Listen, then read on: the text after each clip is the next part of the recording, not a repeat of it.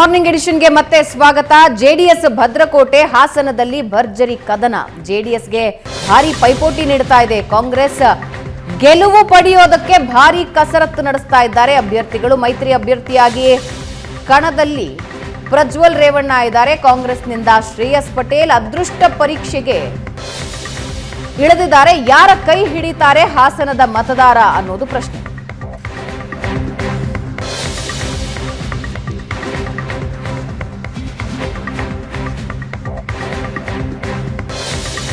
ಒಂದು ಕಡೆ ಕಾಂಗ್ರೆಸ್ನಿಂದ ಶ್ರೇಯಸ್ ಪಟೇಲ್, ಮತ್ತೊಂದು ಕಡೆ ಮೈತ್ರಿ ಅಭ್ಯರ್ಥಿಯಾಗಿ ಪ್ರಜ್ವಲ್ ರೇವಣ್ಣ.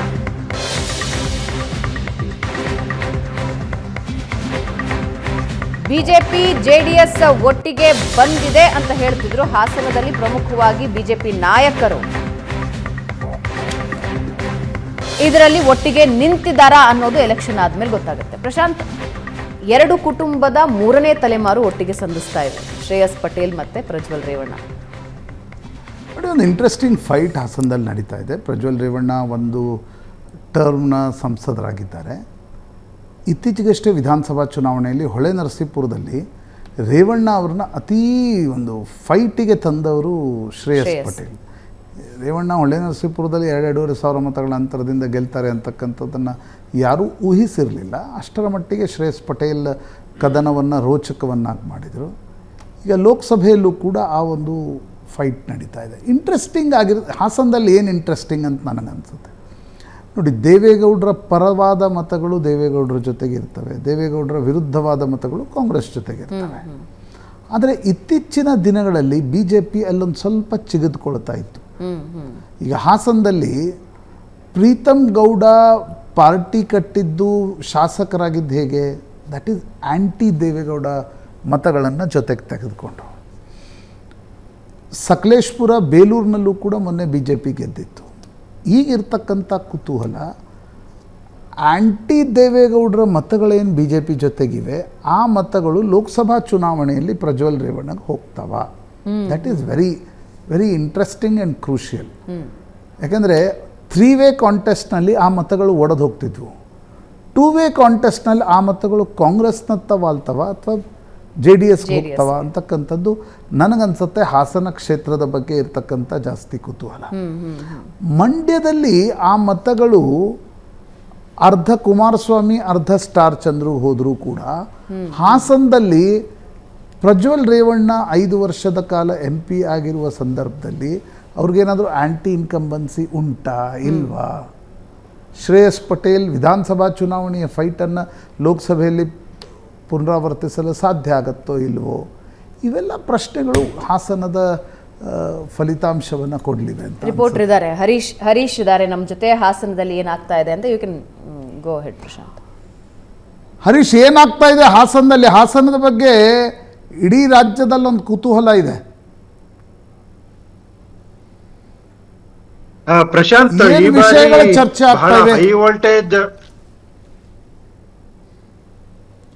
ಪ್ರಶಾಂತ್, ಈ ಬಾರಿ ಚರ್ಚೆ ಆಗ್ತಿರುವಂತಹ ವಿಷಯಗಳು ಅಂದ್ರೆ, ಒಂದು ಶ್ರೇಯಸ್ ಪಟೇಲ್ ಪರವಾದ ಅನುಕಂಪವೂ ಸಹ ಈ ಬಾರಿ ಕಾಂಗ್ರೆಸ್ ಅಭ್ಯರ್ಥಿಗೆ ಕೆಲಸವನ್ನ ಮಾಡ್ತಾ ಇದ್ರೆ, ಸಂಘಟಿತವಾಗಿ ಕಾಂಗ್ರೆಸ್ ನಾಯಕರು ಹೋರಾಟಕ್ಕೆ ಈ ಬಾರಿ ಹಾಸನ ಲೋಕಸಭಾ ಕ್ಷೇತ್ರದಲ್ಲಿ ಇಳಿದಿರ್ತಕ್ಕಂಥದ್ದು.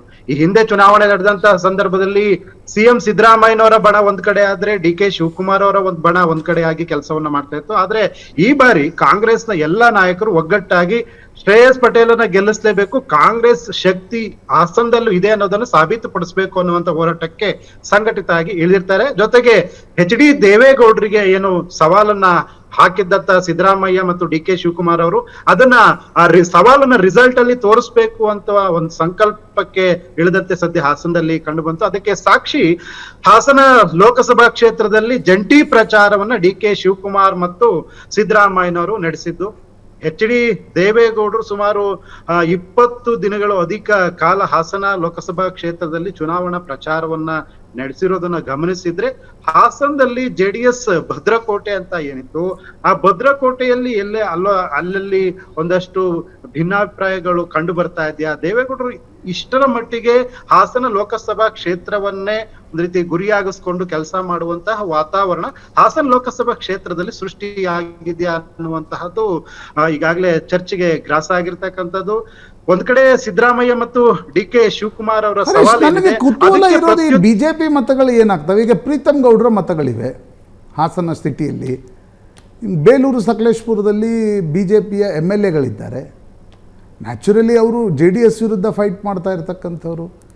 ಈ ಲೋಕಸಭಾ ಚುನಾವಣೆಯಲ್ಲಿ BJPಯ ನಾಯಕರು ಏನು ಮಾಡ್ತಾ ಇದ್ದಾರೆ, BJPಯ ಕಾರ್ಯಕರ್ತರು ಏನು ಮಾಡ್ತಿದ್ದಾರೆ, BJPಯ ಮತದಾರರು ಏನು ಮಾಡ್ತಿದ್ದಾರೆ?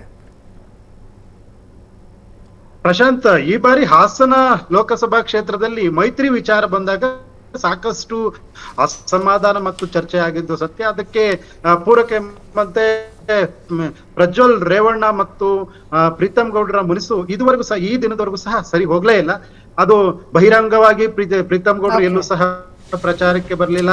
ಹೀಗಾಗಿ ಹಾಸನದಲ್ಲಿ ಇರ್ತಕ್ಕಂಥದ್ದು ಏನಂದ್ರೆ ಪ್ರಜ್ವಲ್ ರೇವಣ್ಣ ಅವರ ಪರವಾಗಿ ಪ್ರೀತಮ್ ಗೌಡ್ರು ಮತ್ತು ಪ್ರೀತಮ್ ಗೌಡ್ರ ಬೆಂಬಲಿಗರು ಕೆಲಸ ಮಾಡಿಲ್ಲ ಅಂತಕ್ಕಂಥದ್ದು ಬಹಳ ಸ್ಪಷ್ಟವಾಗಿದೆ. ಅದನ್ನು ಹೊರತುಪಡಿಸಿದ್ರೆ ಹುಲ್ಲಳ್ಳಿ ಸುರೇಶ್ ಕೆಲಸವನ್ನು ಮಾಡ್ತಾ ಇದ್ದಾರೆ ಅಂತ ಹೇಳಲಾಗ್ತಾ ಇದೆ. ಎಸ್ ಥ್ಯಾಂಕ್ ಯು ಹರೀಶ್ ಮಾಹಿತಿಗೆ. ಇನ್ನು ಕೋಲಾರಕ್ಕೆ ಹೋಗೋಣ. ಒಂದು ಚಿಕ್ಕ ಬ್ರೇಕ್ ಆದ್ಮೇಲೆ ಕೋಲಾರದಲ್ಲಿ ಏನಾಗ್ತಾ ಇದೆ ನೋಡಿ.